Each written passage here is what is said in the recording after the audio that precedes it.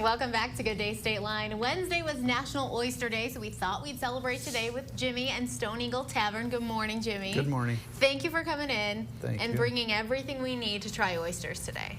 It's going to be fun. It's going to be fun. We've talked about the fact that I've tried oysters a couple times, but not enough to be an expert like you.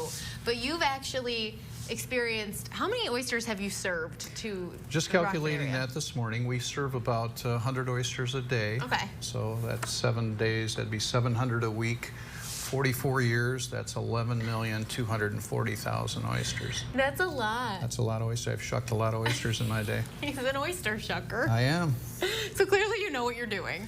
I've cut myself many times. Okay. Everybody does. Okay, so tell me, what's the most important thing to know about oysters? Well, you want to pick an oyster that has a lot of weight to it, which means Okay. it's got a lot of liquid in it. Anything that's starting to open, like Okay. this one I put out a couple of days ago, you don't want to choose that type of oyster.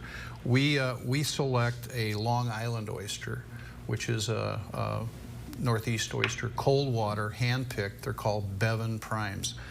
Best oyster you could possibly find. Reliable, consistent, clean, salty, little sweet. And that's what you want when you have an oyster. That's what you want. You want a nice heavy oyster that has a nice cup shape to it. Keep the liquid in it after you open it. So obviously, if you are going to a restaurant, well, I guess obviously is wrong. I have no idea. When you're going to a restaurant and you order oysters, do they come in the shell? Yes, they come. Okay. They come in the shell to the establishment. Okay. And then they're shucked to order if you pick the right place. The key is go to a restaurant that serves a lot of oysters, particularly Like 11 in the Midwest. Like 11 million. You don't want to go to an oyster place that serves just a few every day. Okay. Because they go bad quickly. Right, which is very important. You don't want a bad oyster. You want a fresh oyster, and so you always go to the busiest oyster bar you can find. All right, and you also told me that you want to make sure that you get served a small fork. Yeah, if you go to a restaurant and they serve you a salad fork, you know you're in the wrong place. You So need this is an oyster dingle fork. hopper is really what that looks like from The Little Mermaid. It's a baby dingle hopper. Okay, so what are we going to do here, Jimmy? I'm ready. The key is an oyster is attached on the top and the bottom by an inductor muscle. Okay. So you want to open it, not mutilate it. You want to cut the top and you're going to cut the bottom. You find the hinge, which is right there, and you want to set it down, put your oyster fork in the hinge, you wiggle it just a little bit, and you get it till it pops. Okay. You hear it pop? Okay, then you turn your blade and you cut the top. And the idea is not to have any meat left on it. Very good. And you just wipe the little grit out of it and cut the bottom, and there it is. Like Is that a large oyster or is that a regular That's size? a medium size. That's a medium size prime. Okay. And the liquid is part of the oyster. It's called its liqueur. So you set that right like that. Typically it'd be on crushed ice. That's just salt for display. It's pretty. We'll try one more. Okay. So you look for the hinge. You get your oyster knife in there, and you. Heard the pop. There you go.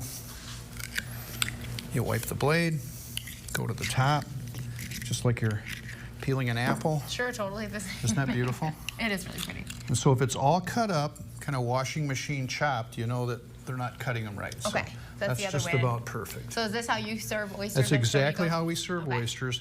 We serve it with a cocktail sauce, a dab of atomic horseradish, crackers, and Tabasco, and lemon. Atomic horseradish? Yep. That's a scary word.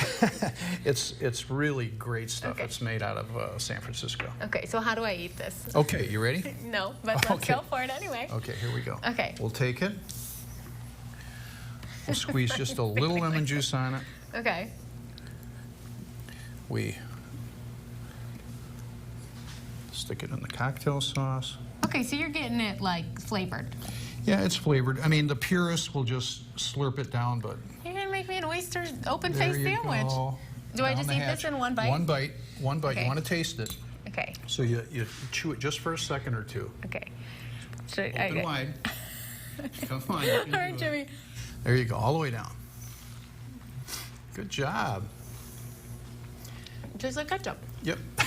I mean that in the nicest way because I love ketchup. Yeah, we make a good cocktail sauce. Put I a like little that. Worcestershire sauce in there. I was gonna have to fake it. Yeah. But I didn't fake that. Yeah. It's got a good It flavor.